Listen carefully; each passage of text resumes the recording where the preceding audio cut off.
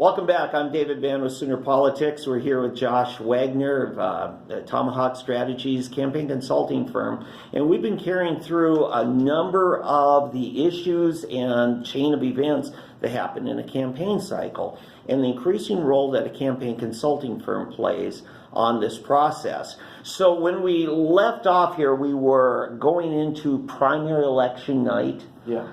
Here comes the returns. What happens now? Right. So at that point, you were kind of in a spot where if you don't win a majority of votes, so you're wanting 50% plus one, then it's going to go to a runoff. And so it's going to take, this is if there's more than two candidates in the race. So if you have three or more, it's going to go to a runoff election within the primary, which is where typically you have quite a bloodbath of a battle ahead. So from that point, you're duking it out. And the interesting thing is, and what I'm sure you've seen before, is the candidate who is the underdog in the runoff ends up winning the election. It's actually greater than 65% of the time. Sure. The underdog will win. Just in the last election cycle, Kevin Stitt, right? He barely squeaked into the runoff, edging out Todd Lamb, the sitting lieutenant governor, right. And Mick Cornett was in first place there. Cornett didn't have that big of an advantage, right. But now you also worked heavily in the runoff campaign for Gentner Drummond, who had been 10 points back. Right. And how did that runoff turn out? Yeah, he, out of 290,000 votes, he lost by less than 267, I believe. So if we would have flipped just 134 votes, the election would have gone different. Gotcha. Yeah. So talk to me about when the election doesn't go the way you want. It's a rough one. Yeah. How does that happen? And without divulging too much personal information on candidates. I mean, like what? Yeah. What? You see, I mean, we've all heard the rumors of how election night went for Hillary Clinton, right? Oh my gosh. A lot of objects flying in the air. Yeah.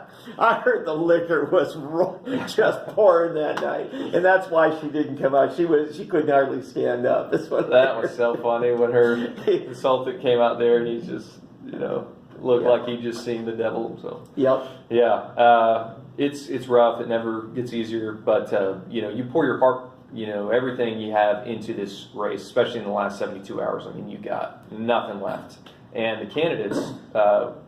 Interesting, you'll see their true colors come out. Mm-hmm.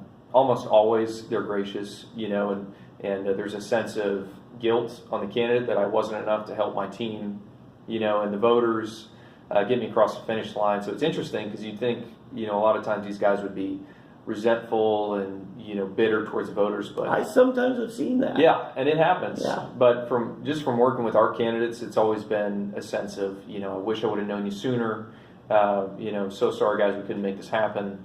And it's just an interesting dynamic where, first things first is you want to have a statement that goes to the press. You want to thank your volunteers. You want to schedule some type of event to where you can appreciate the people who are involved in the campaign. Wow. So, but it's never gets easy, and I'll tell you, there's nothing that ever goes away when you officially polls close and you start seeing the first returns, and you're like, ooh, it's hard. Yeah. Well, I heard James Carville, who many of you may know was Bill Clinton's campaign manager, and he said something about a year later. He said, a campaign manager gets too much credit when the candidate wins and too much blame when the candidate loses. How do you respond to that? Yeah, it's true. I mean, there's a huge operation. That's what even on the Gentner race. I mean, there was within the campaign space. If you got a bigger race, you're going to have a fundraising consultant, somebody who's managing fundraising. Usually a communications director. You're going to have a general consultant, and that's kind of the person who oversees the budget, the staff, the infrastructure. And you're going to have a ground game, somebody who's directing all of the operations for direct voter contact. And, it can scale up even beyond that. You could have a digital ad company who's, placing in those. So it can be a lot of pieces. And so I think what tends to happen is you'll have one person within that organization feel like they made, the difference. And the truth is everyone made the difference in their own, regard. And so, nothing can really be discounted, but it is an overstatement to think any one particular faction, you know. It's sad to see, especially when they're hired people, throwing other hired people under the bus. Right. I think of the McCain campaign in 2008 and how they launched a smear against Sarah Palin. And then I saw that in 92 with Bush Sr. losing, again to Clinton and throwing Dan Quayle under the bus. Yeah. And so you get some of that. Don't raise your taxes. Yeah. So that's okay. It's true, and it's an unfortunate thing in the industry, I think. Okay. So, would you not agree that how a candidate responds to losing a race many times will determine whether he can run again? oh, absolutely. Speak to that. Yeah, so if you are a candidate and you burn all your bridges when you lost because you didn't like the outcome, there's nothing left for you to, ride back into town on. So you want to be able to be mindful that if you are a long-term candidate, to thank everyone who was involved in the campaign and to be cognizant of the fact that, people poured blood, sweat, tears, financial resources, and all of it, and including work that we do, and just in general, I mean, people don't get paid for the work they do that is really at market with what they should be. I mean, people are putting in 30, 40, 50 hours without, even getting anything for it. I mean, that's just the nature of campaigns. It's really built on, steam and coffee and a whole lot of passion, but not a lot of money. Okay, let's pivot here from the depressing side of primary not going well to now we're still in it. We may have a runoff, or we may have gotten our majority in the primary, not just a plurality, but actual more than 50%.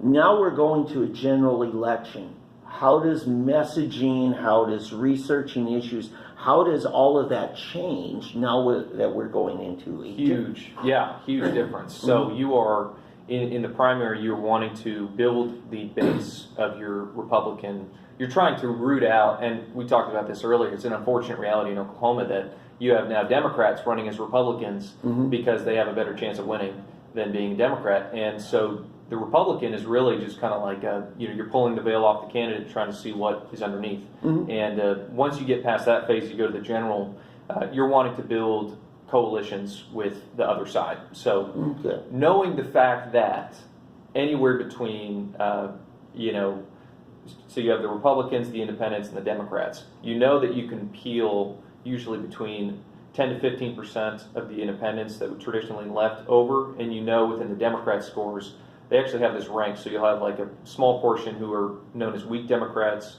moderate Democrats, strong Democrats, and so from that that we're not going to target any of the Democrats who we have no chance of winning. We're going to go after the small percentage that we can peel off that will make a difference at the end of the day. Okay, so for instance, I'm Joe Union boss, or union employee at a factory here, and my union steward and everything, they've already endorsed the left-leaning candidate here.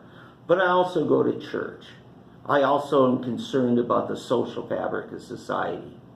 If that Republican can speak to my issues on what kind of environment my kids are going to be taught at in public schools, or any kind of thing like that, right? Is that not the kind of peeling away? Absolutely. Okay. And a lot of times Republicans get locked in this battle where Democrats are always showing you their intentions, and they always want you to judge them based on their intentions. And then they never want to judge you based on intentions. They want to judge you based on results. And that always comes back to policy. The problem is the majority of Democrat voters want an emotionally based message that connects and resonates with them on a level that is more than just policy, logic, facts. Help me out here. I'm going to what you're saying is, and you just made a generalization about the Democrat voters or general election voters, that they tend to be blue pill or more feelings oriented, connecting emotionally rather than analytically. Right, and they've actually done studies on this. Harvard and a few other universities looked at the actual makeup of what philosophically determines that you have a higher propensity to be conservative or liberal. And it was interesting because they found the majority of self-identified Democrats and liberals tend to be more emotional in the way they make their decisions, tend to be more focused on aesthetics And visual things then are conservatives who tend to be more managerial, logical, and want to understand kind of the root of the issue, whereas Democrats are much more, head in the clouds, looking for that idealism. And you see it with Obama. I mean, in 2008, you saw it with Beto O'Rourke. I mean, these guys you can't really pinpoint any one thing they're saying to a policy, and yet they have this massive appeal and following. So I think as Republicans, we need to understand that it is a weakness if we aren't keeping a message balanced when we get to the general. It's got to be policy, but you also have to appeal to the emotional side. Bring people in, let them know who you're for. You're obviously for education. We're for, folks who are struggling with healthcare. We know the challenges facing people with education. Let's break and get into that as one last segment about the do's, but especially the don'ts of campaigning. We'll be back after this. I'm David Van with SoonerPolitics. We're talking with Josh Wagner at Tomahawk Strategies.